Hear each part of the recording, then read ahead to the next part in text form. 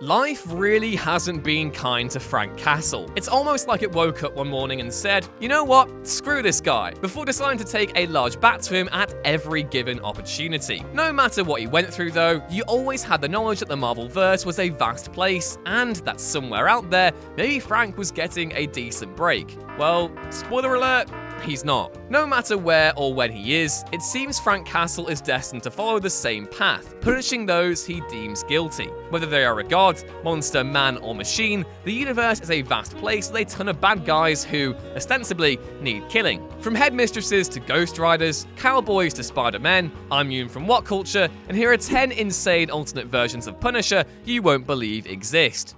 Number 10, SpiderGwen, Earth 65. A former Marine and ex-member of Tony Stark's War Machine, life on Earth 65 is no easier for Frank Castle than it is on the original's world. Joining the NYPD and rising to the rank of detective, Frank is put in charge of hunting down Spider-Gwen after Captain Stacy's investigation falls, and he will use every means at his disposal, fair or foul, to achieve that goal. Created by Jason Latour and Robbie Rodriguez, this version of Frank Castle is a man possessed by his job, so much so that he completely neglects his family, which causes his wife and son to leave him. Though, considering how the story arc normally ends for them, it's safe to say they dodged a bullet or two there. He's also a man who doesn't know when he's beaten. His first run-in with Spider-Gwen ends with her opening up a can of whoop-ass on him and putting him in a body cast, and their second encounter doesn't go much better as she punches him through a glass window.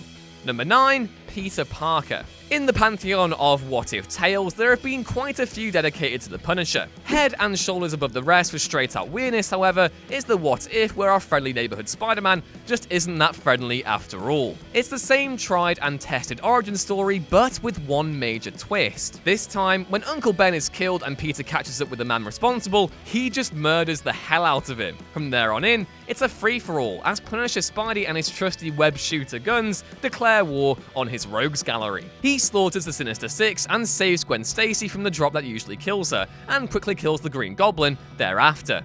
Number 8, a man named Frank. Even in 1910, poor old Frank Castle couldn't catch a break. A veteran of the Cuban War who has now settled into life as a farmer, his whole world is turned upside down when a gang of outlaws kills his family and leaves him for dead, the standard schoolboy error that these all villains seem to make. Filled with murderous rage, he sets forth on a quest that sees him rain down great vengeance and furious anger upon those responsible, as well as a fair few people who happen to get in his way. Created by Chuck Dixon, Jim Novak, and John Buscema, A Man Named Frank is a full-tilt western that owes more than little to the likes of Sergio Leone's classic Man with No Name trilogy and Sam Peckinpah's Wild Bunch. A brilliantly written story that is punctuated with sudden violent outbursts, this is a must-read for anyone with even a passing interest in the spaghetti western movies of the 1960s. Number 7, Punisher Noir. Have you ever wondered what would happen if the Punisher took on Dutch Schultz? You have? Well, this is the comic for you. Returning from the Great War to his family-run store,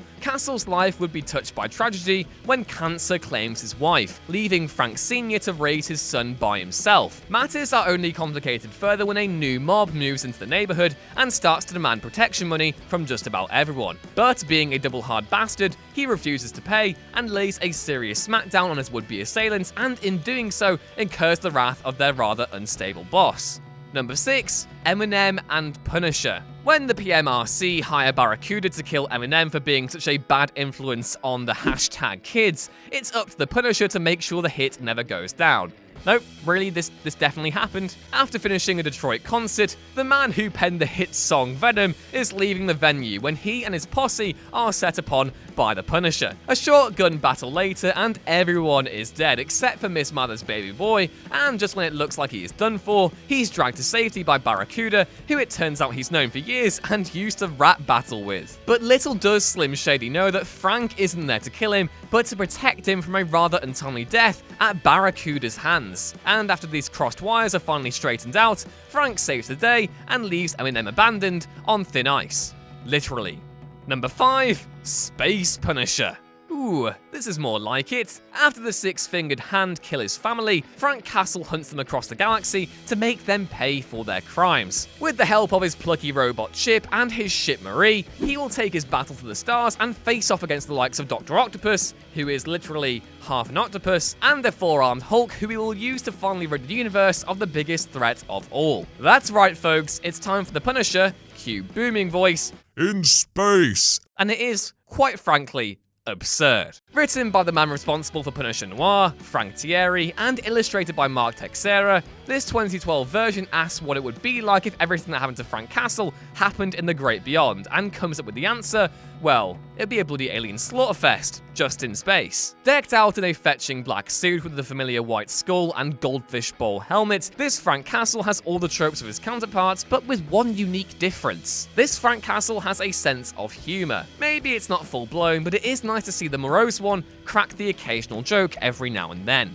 Number 4, Mangaverse. Sasumi Brown has a secret hidden underneath her mild-mannered exterior as a headmistress, and that secret is that she is the Punisher, fighting the Skanky Ho family by night.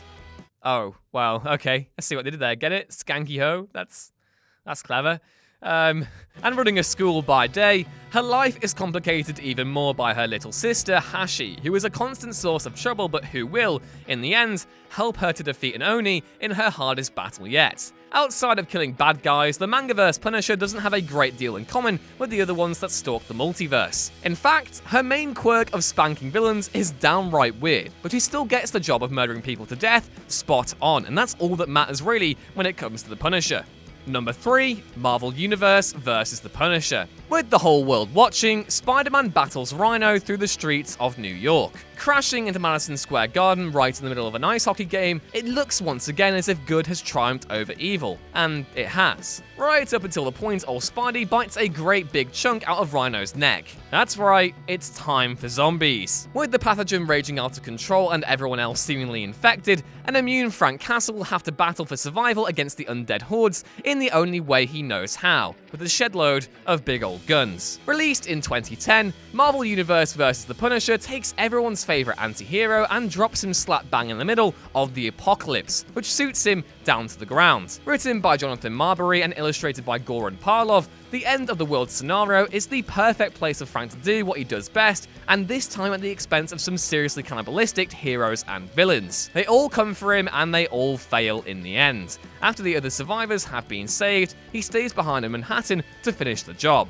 Number 2, the Punisher kills the Marvel Universe. As the X-Men and the Avengers defend the Earth from yet another alien invasion, Frank Castle's family are caught in the crossfire and are subsequently killed. Arriving on the scene, he is met by Cyclops, who offers him a meek apology, which Frank refuses by pulling out a gun and blowing Cyc's brains out then and there. Sentenced to life imprisonment, things are looking bleak until he is broken out of jail by an organization whose members have all been seriously injured or disfigured by those who were supposed to protect them. They have a mission for him, to kill those responsible, and Frank is more than willing to oblige. The Punisher Kills the Marvel Universe does exactly what it says on the tin, and is a riot from cover to cover. This Frank Castle doesn't care who it is or how strong they are, they all will be held accountable for their actions in the most bloody and ingenious ways he can think of. There are way too many fantastic Wile E. Coyote-esque moments in the book to list them all here, but special mention has to go to him dropping a nuke on the moon and wiping out the X-Men and the Brotherhood in one fell swoop.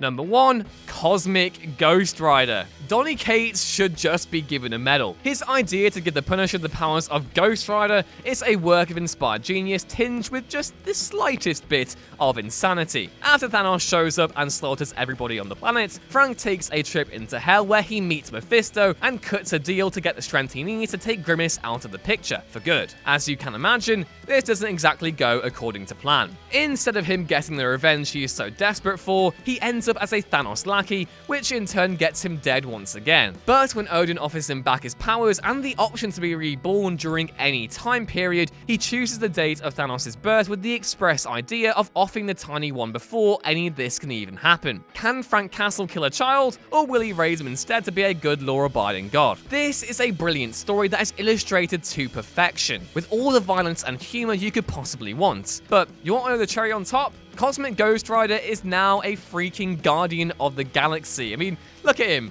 sipping cocktails and saying cool stuff. Oh, what a legend.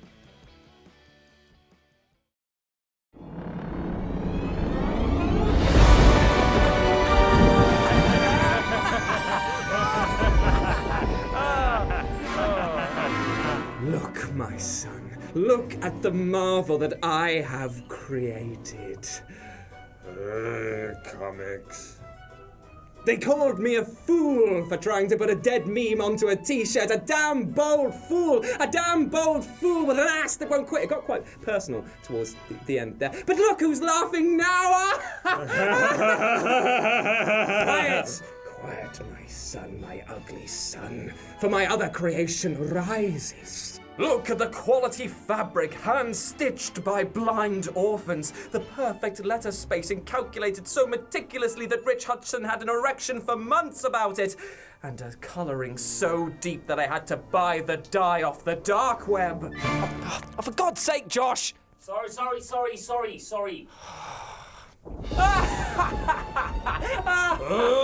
Marvel. Oh no, the beast has grown angry, angered by our drab fashion choices. I am such a fool to think that it wouldn't try to infect us with its perfect design. Quick, we must do something to appease the beast. Why don't we buy one from shop.worldculture.com? Oh. Look, it's already got Scott Nash. Oh no!